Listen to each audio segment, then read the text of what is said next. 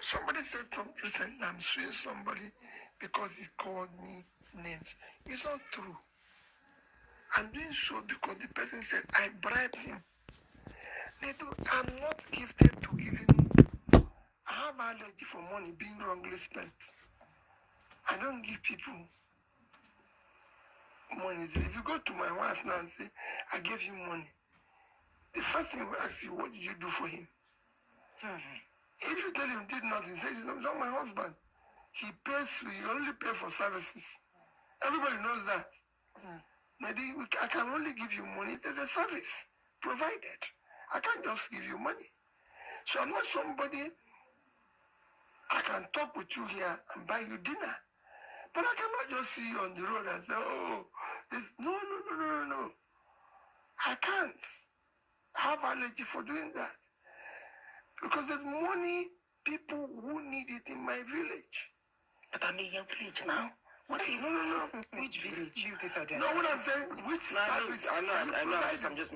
So it is important that people understand money has a purpose. Life has a purpose. What are you living for? Unfortunately, I live in a society that doesn't value purpose, that doesn't use reason in what they're doing. If they do, we won't be where we are. You've issued a statement trying to clarify what actually happened. I mean, can you reflect on that meeting between Peter Obi and Deji Adeyanju? And you have said that Deji had wanted a ticket for the Amagbari Federal Constituency to be given to him by the Labour Party. But of course, maybe because he didn't get that, that could have led to this kind of comments. Well, I wouldn't want to go into insinuating from that angle.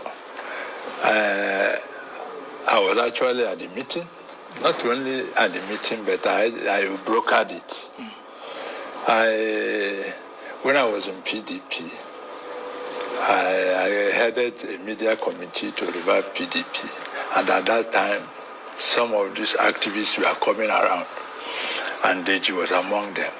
That was when I met Deji, and we cultivated a relationship. So immediately after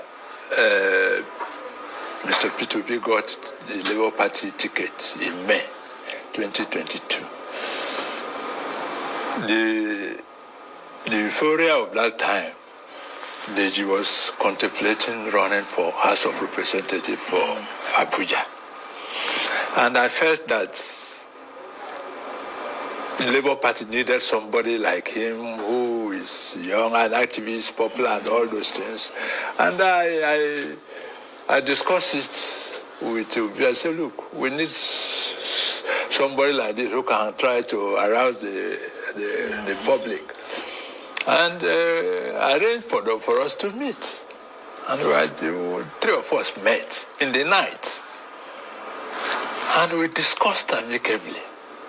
Obi, as usual, welcomed the meeting and explained his life, how he came into politics and what he has done and all those things. After explaining, Deji was also touched. He started his own story and talked about how the mother who played huge impact on him and all that. Yeah, the mother case that was filed against him. No. Oh, his own mother.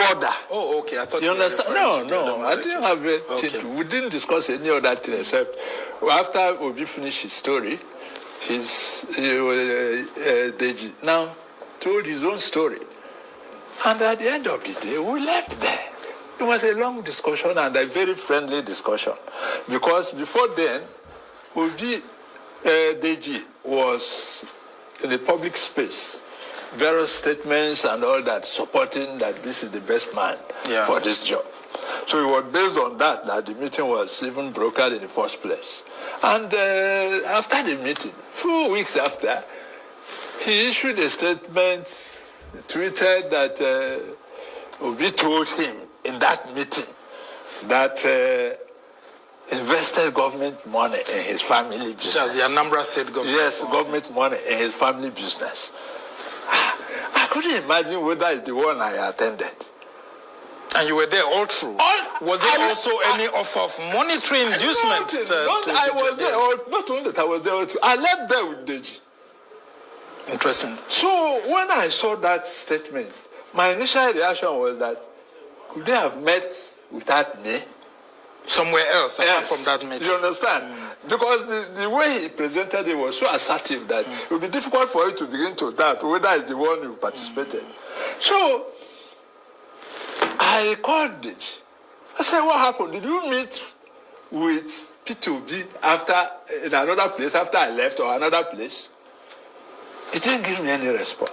And I issued a statement 2022. Yeah, I mean, I received that statement. Yes. We reported it. And you've just gone ahead to issue another statement. I mean, so, but what do you think would be the primary motive for Adeyanju's revelation? Because he says he's prepared to go to court if indeed Obi takes him to court and that he has evidence. Well, I am curious because I will love to know, in terms of what may have prompted it, that will be going into Deji's mind, which I don't want to go.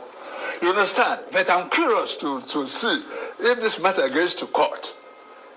Then let me see that. Because if it's something I was an outsider, then I was okay, maybe this happened, or you can never swear for anything. But for this one, I cannot imagine. Well, maybe the lawyers will be reaching out to you to serve as a primary witness in the case. No, but to me, this matter is a distraction to the project. You think so? Yes. You think that maybe some people, because I mean there have been allegations against Deji against him online, that maybe the APC is trying to use him. Some people even brought out, different insinuations that he had an alleged murder case previously, and then of course one of the people who helped him out was Festus Keyamo. Maybe Deji is working for the APC and all of that through the back door to stop Obi.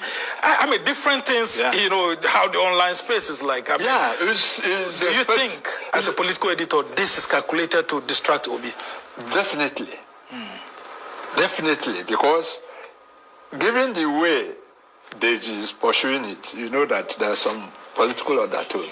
From these conversations, we can well understand that Peter Obi did not sue Deji because of normal political criticism and any other political jibe, but because Deji accused him of bribing him, which is an insult to Peter Obi's integrity. The person who was present when Deji had that meeting with Peter Obi confirmed that at no point did Peter Obi offer Deji money. Peter Obi is a man of integrity and will do anything legally to protect his image. This is a man who understands that if you're a public figure, then criticism is normal.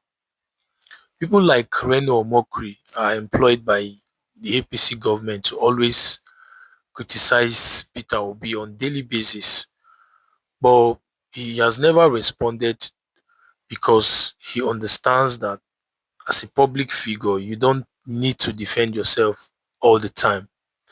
And that is why Peter Obi has chosen to defend himself and clear his name in the court of law. Well, Deji needs to present his evidence in the court of law to prove that Peter Obi actually did bribe him.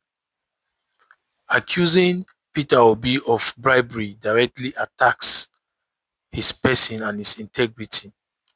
Whether you support him or not, Peter Obi's integrity is not an accident. It is his strategy, and it is something that he has spent years and years and worked hard to build and to protect. So I think with this, it is a way for him to protect his name and his image. Well, in Nigerian politics, we all know that there are a lot of scandals that have become normal to many politicians. But Obi's image is very clean, and he intends to leave it that way. So I believe that is his own political brand, which is very, very difficult to find in the modern politics of Nigeria, because most politicians are involved in one scandal or the other. But Peter Obi has meticulously guided his image, his person, and that matters to him a lot. So I think that's why he has sued Deji, and he wants a legal redress to address this issue so that it will be decided at the court of law to know whether he actually bribed Deji or not to clear his name. And I think that's the right thing to do.